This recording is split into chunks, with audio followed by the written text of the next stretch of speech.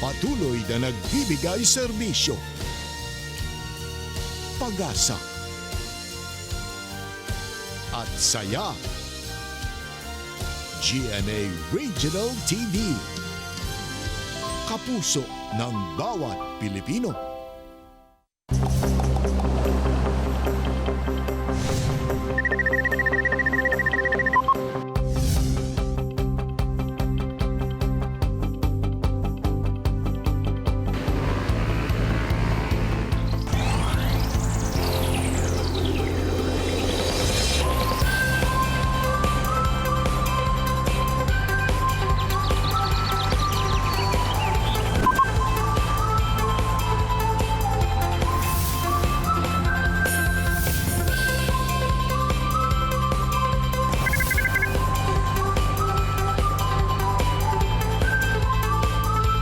Kini ang At Home with GMA Regional TV. Maayong buntag mga kapuso all over Mindanao. Kamusta usa nato ang ato mga kapuso dinha sa Jose Abad Santos ug Santa Maria sa Davao Occidental Province. Say maayong buntag. Mayong buntag sa Jill ato sa Bigrito good morning ang ato mga kapuso sa Dapitan City ug Dipolog City sa Zamboanga del Norte Province. Mga kapuso gikan sa trabaho, magpangita kita usahay ug pamparelax ug usa na ni ana ang masahe. Karong buntaga atong kakuhaan og inspirasyon ang istorya sa usa ka blind massage therapist sa Cagayan de Oro City nga si Arnelyn Ingrid Tuas Tumban. Samtang say sa matang sa panglawas, hisgutan sab nato karong adlaw kung anong gitawag nga usa ka silent killer nga sakit, ang hypertension, ug kung dunay ka matuuran ang mga naandang tinuuhan sa maong sakit. Kana og uban pa ang ipaklaro sa adult cardiologist nga si Dr. Erwin Ibanez. Og sa Biztalk, makachika sa update ni Resi, si kapusong Ralph Noriega.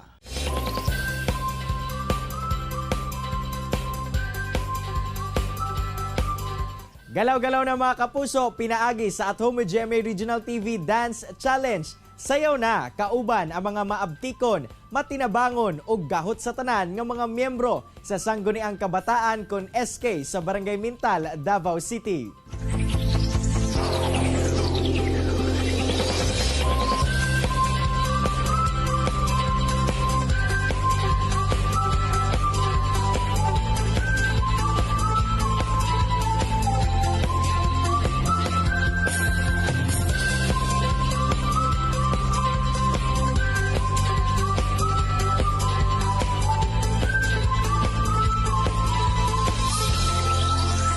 Yes, ing ato dapat ang the moves. Dili lang gahot sa trabaho. Talented sab kaayo ang atong SK Mintal. Mga kapuso, aron mas mabating nato ang Kapaskuhan. Sugod karong December 1, atong sugdan ang Isang Puso Ngayong Pasko Caroling Challenge. I-video lang mga kapuso ang inyong pagkanta sa chorus sa GMA Networks Christmas Station ID 2020 ug i-message kini sa Facebook page sa At Home with GMA Regional TV. Join na mga kapuso! Mga kapuso, usa sa mga gikonsiderang silent killer nga sakit mao ang hypertension o ginatawag sa mga high blood o alta presyon. Kana atong hisgutan kauban ang adult cardiologist nga si Dr. Erwin Ibanez. Doc Erwin, may buntag ug dayon sa At Home with GMA Regional TV. Kamusta, Doc? May buntag sa tanang kapuso sa tibuok Mindanao. Doc Erwin, unang-una, Doc, unsa ba ang sakit nga hypertension ug unsa sab, Doc, ang common causes sa pag-atake sa maong sakit? Okay. Ang hypertension o mo ning ginatawag na pagtaas sa blood pressure. So, currently, ang pagtaas sa blood pressure kay ginasulti na ang BP dapat more than 140/90 millimeters mercury. Mo ni ang ilang gisulti na pag-define sa hypertension according sa International Society of Hypertension 2020. Daghang posibleng rason ang pagsaka sa blood pressure. Pwedeng tungod sa sobrang pagkaon o parat, cholesterol, or unhealthy diet. Kanang ganahan mo kaon og mga canned foods, processed food ba, or mga physical inactivity, mo ni sila. Or kanang obese na mga tao, or nasa uban kay kanang na diabetes, na kidney problem, kana sila na thyroid, or even stress. Kaya ang stress, tungod sa stress, pwede kang mukusog og kaon sa nimo or inom og alcohol, kini sila mag-contribute sa pagtaas sa blood pressure. Dok, unsa ba ang mga sintomas nga mabati kung naka-experience na ang usa ka tawo og hypertension? Sa tinuod lang, ang hypertension, pwedeng wala kay signs o symptoms sa hypertension. Ang ubang tao masin nagalakaw sa gawas, wala siya kabalo na taas ilang BP. Pero kung naaman kay simptomas, kini pwedeng masakit ang imong ulo or tangkugo sa ubang pasyente, ang uban ka ng kapuyon or fatigue, pwede ka na, or usahay ka na pagkalipong sa ubang pasyente. Dok, ngano kaya nga gina-consider ang hypertension isip usa ka silent killer nga sakit? Silent killer, kay tungod sa proseso mo na siya, dili siya dayon-dayon magmanifesto sa ubang pasyente. Silent killer kay ang blood pressure, pwede manggod siya kanang insulti na ko ganina, maskin kanang nagalakaw-lakaw lang diya sa gawas, pwedeng nataas di ang BP na wala siya ginabati. So, ang ubang pasyente mo kahit lang matumba or mukalit lang pakonsulta sa amo, nagalisod na ginawa or nagpalya na ang kasing-kasing. O karon Dok, natay fact or myth? Iingon lang nimo Dok kung tinuod ba o dili kining mga tinuuhan sa kadaghanan hilabot sa hypertension. Unang-una Dok, kung ang imong ginikanan doon na kunoy hypertension, dako sab ang posibilidad nga ma-high blood pod ang mga mosunod nga mga henerasyon. Tinuod ni siya, pwede jud siyang mapasa man ang high blood. So, mao nang gina-advise namo kung taas ang strong ang family history nila sa high blood, kinahanglan jud sila na ma-monitor or kinahanglan jud sila magkonsulta sa ilang mga doktor. Dok, kini daghan gyud ang nagatuo ani. Kung moatake daw ang hypertension, birahon lang daw ang buhok aron mubaba ang blood pressure. Dili jud ni siya tinuod, no? Siguro naibot na lang ang buhok siguro sa pasyente. Dili jud na panawag ang high blood. Kay sa pagbira pa lang sa buhok, pwede nang mutaas ang BP. So dili na siya tinuod. Maupaw na lang mo. Dok, para lang ba sa mga 40 years old and above o kining mga makonsider na nga obese ang hypertension? Maskin unsang edad actually, maskin pag batanon na ako'y mga pasyente na uban na batanon pa. Kini sila ng mga pasyente may edad og 18, 20 or napagay 16 unsahay ka ng mga referral kay tungod na high blood na sila. Kini ng mga pasyente kinahanglan jud ni sila or work up maskin kay tungod sa pwede ang rason ani is secondary hypertension. Mo dili pasabot na 40 years old and above ka, dito lang ka magka-high blood. Karon tungod sa atong lifestyle, sa atong mga gikinaon, mo na daghang pasyente na maskin batanon pa nag-high blood na. Dok, daghan na nagaingon niya kung sakit daw ang batok, posible daw hypertension na. Dili tanang sakit sa batok, high blood na dayon, basig na ay last rason ng pagsakit sa batok. Ang ubang pasyente manggod, abi nila kuan lang, mali lang posisyon sa pagtulog, abi nila sakit na, taas na ilang blood pressure. Pero actually, dili na, jud na sa tinuod. Pero may uban na pag sobra kataas ang blood pressure, musakit na jud ang ilang tangkugo or ilang batok. Dok, kini, daghan na nagabuhat ni ini, labi na katong mga nanay history sa hypertension. Mag-ugom o mag-usap lang daw og ahos. Masunog na lang na sila kinaon og ahos, dili jud na mo naog ang blood pressure ana. Kay ang ubang pasyente mo adto sa moa daghan na kay naugom na ahos, wa jud ni naog ang ilang BP. So dili jud siya, ang uban manggod na uban incidentally mo naog daw ang ilang BP. Pero sa kadaghanan ako na encounter wa jud nakanaog og blood pressure. Ang kadalasan na pa mag-change ng ilang diet, pag ginakambyuhan na nilang diet, kanang mga hadlok na sila, kanang ginasultihan na namo na ibawasan ang ilang intake of salt o ang ilang mga fatty foods, kana dakong factor na siya kay pwede jud muubos ang blood pressure sa isa ka pasyente. Alright, daghan gyud salamat Dr. Erwin sa mga mahinungdanong impormasyon nga imong gihatag kalabot sa hypertension ug syempre sa among on-air consultation sa imuha. Amping always, Doc. Sige, salamat. Tutok lang mo mga kapuso, mubalik pa ang At Home with GMA Regional TV. Kini ang At Home with GMA Regional TV. Best talk tayo ng mga kapuso, kauban si Attorney Resi Rizada. Resi. Thanks, Argel! Good morning mga kapuso ug welcome to Best Talk. Karong buntaga atong makauban si kapuso artist Ralph Noriega. Maayong buntag Ralph and welcome dito sa At Home with GMA Regional TV. How are you doing? Hi, mayong buntag po, Miss Resi. Okay naman po ngayon.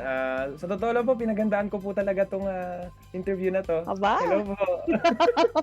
Ay, huwag ka mahiya sa amin na. Kumustahan muna tayo ngayon, Ralph. How was your typical day like for the past few months ngayon naka-quarantine tayo? Ngayon, Miss, nakaka-adjust na ako kasi ilang buwan na din naman tayong naka-quarantine. Pero nung umpisa kasi, talagang yung pagiging bored ko talagang tumaas ng todo. Kahit mahirap mag-start up ng business, you've started and launched your own business. Tell us more about it. Ay, oo nga pala. So, basically, nagbebenta kami ng cakes. Nagsimula kami sa chocolate moist cake. Kung pwede ko nga lang ipadala sa Ay, Davao, gagawin ko. nako. Tatanggapin po namin sayang. yan. Hindi, pero ayun, una is, Miss, nag-launch kami ng chocolate moist cake. Nung umpisa kasi, ano lang yan eh, nagpapamigay lang kami sa mga, syempre quarantine, nauso yung, uy, paayuda ka naman dyan, padala ka naman dyan. So, parang kami, ano man pwede kong ibigay? Nag-isip ako, ano man pwede kong ibigay na paayuda para sa kanila, para sa mga friends, di ba, nauso yan. So, nag-isip ako, cake na lang kasi may oven naman kami dito sa bahay na maliit. Maliit lang yung oven namin dati.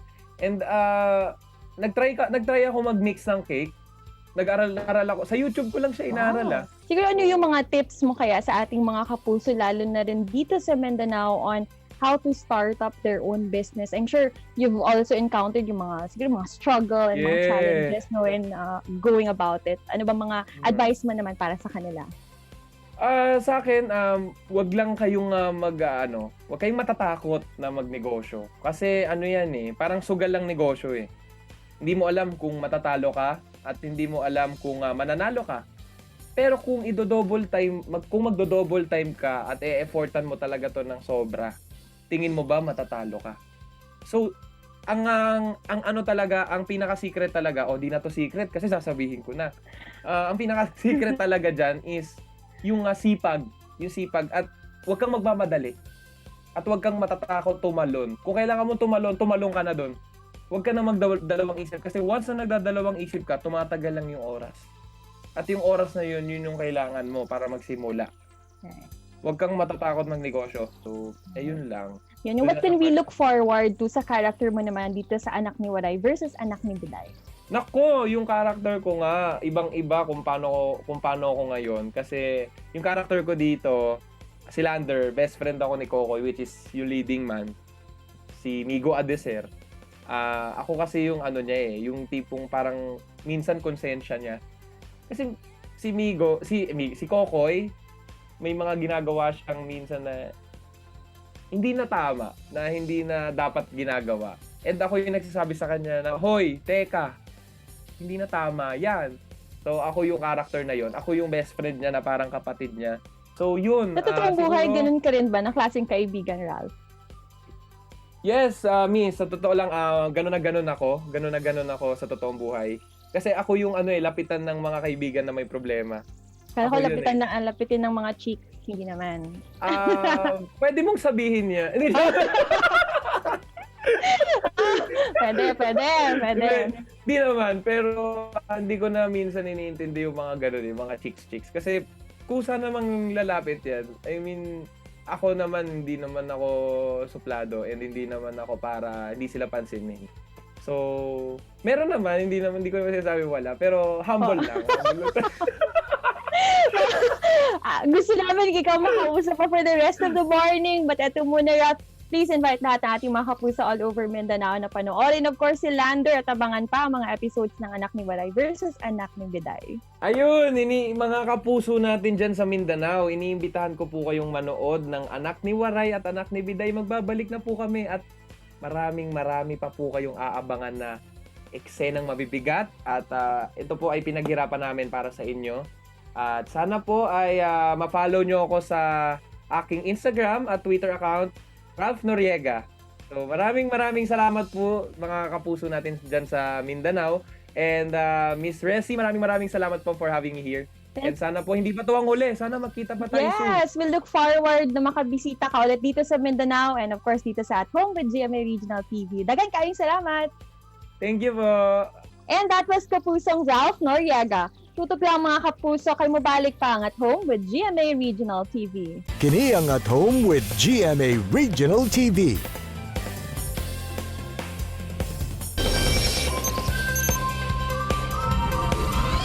Mga kapuso, gikan sa kakapoy sa tibuok adlaw nga pagtrabaho, kinahanglan nato og masahe nga makapahupay gayod sa gibating kakapoy. Di ba? Relaxing kayo ang feeling paghuman og masahe.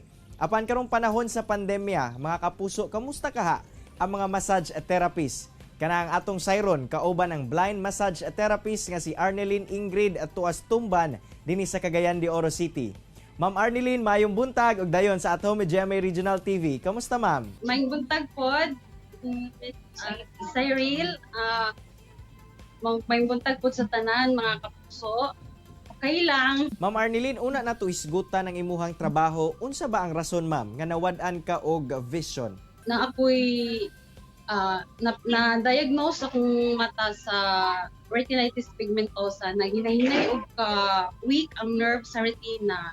Kung nanginahinay po kawala ako panan. 13 years nang nawala akong pananaw. At first, lisod yun siya dawaton.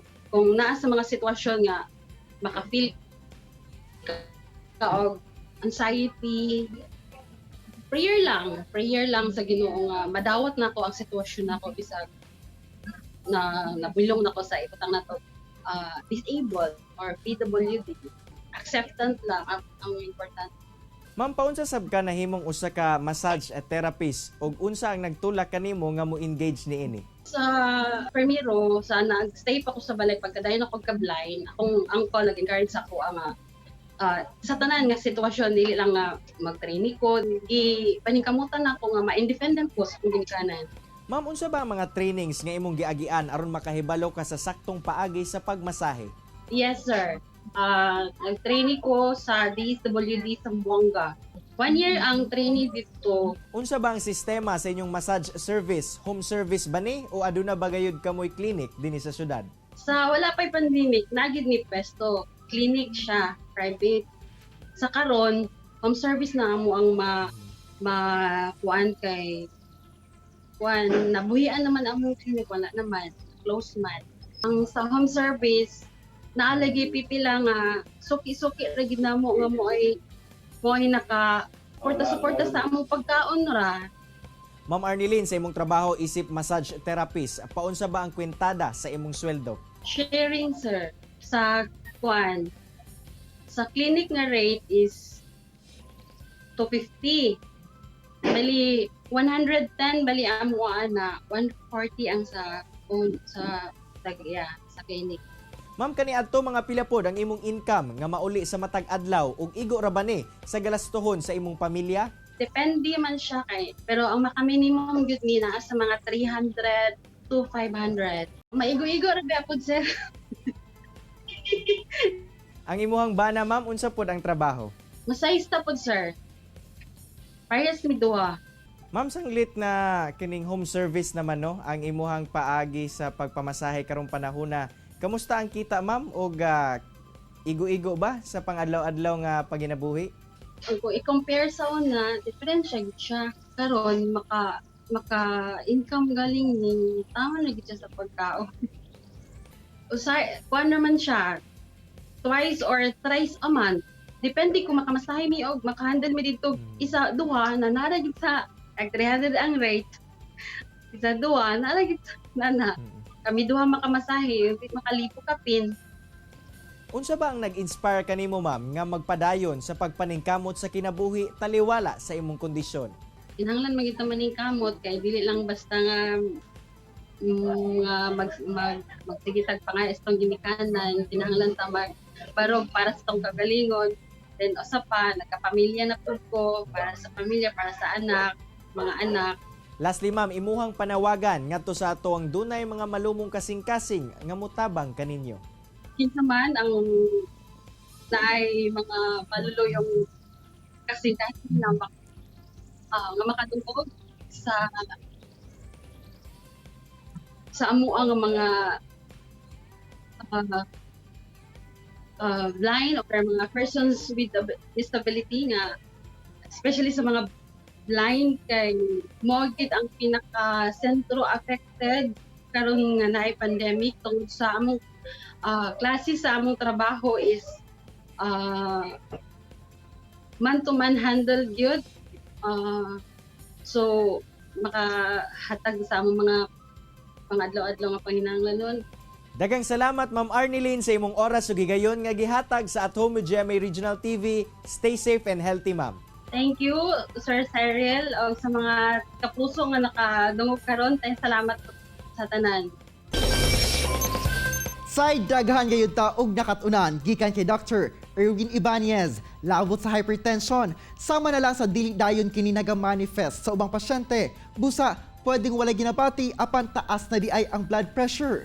Busa, kinahanglan gayod nga regular nga magpakonsulta, labi na kadtong dunay family history sa hypertension. Samtang Jill, nawad-an man og pananaw apan wala kini nahimong babag alang kay Arnilyn Ingrid Tuas Tumban nga maningkamot og mahimong independent gikan sa iyang mga ginikanan pinaagi sa iyang trabaho isip usa ka massage therapist. Samtang say, gawas nga usa ka kapuso artist, usasab ka young entrepreneur, si kapusong Ralph Noriega, ug sumala niya nga sa pagnegosyo, paningkamot ug dasig lang gayud aron og padayon ang inyong negosyo. Mga kapuso, unta na inspire og nakakaton kamo sa gi-share sa itong mga bisita karong buntaga. Sama na lang sa panultihon ni Mahatma Gandhi nga it is health that is the real wealth and not pieces of gold and silver. Sakto sa itong episode karong adlaw. See you tomorrow mga kapuso, alas 8 gihapon sa buntag. Dinhilang sa inyong paboritong morning kabanding, ang At Home with GMA Regional TV. Makita pagbalik ang atong episode pinaagi sa pagbisita sa www.gmaregionaltv.com. Huwag kayo kalimot mga kapuso, mag-subscribe sa official YouTube channel sa GMA Regional TV. Mga kapuso, always remember that God is good all the time. Ayaw sab kalimot sa pag-smile. Amping! Stay safe and healthy mga kapuso. Ako si Cyril Chavez. Kinisab si Argil Relator. Buong puso para sa kapuso.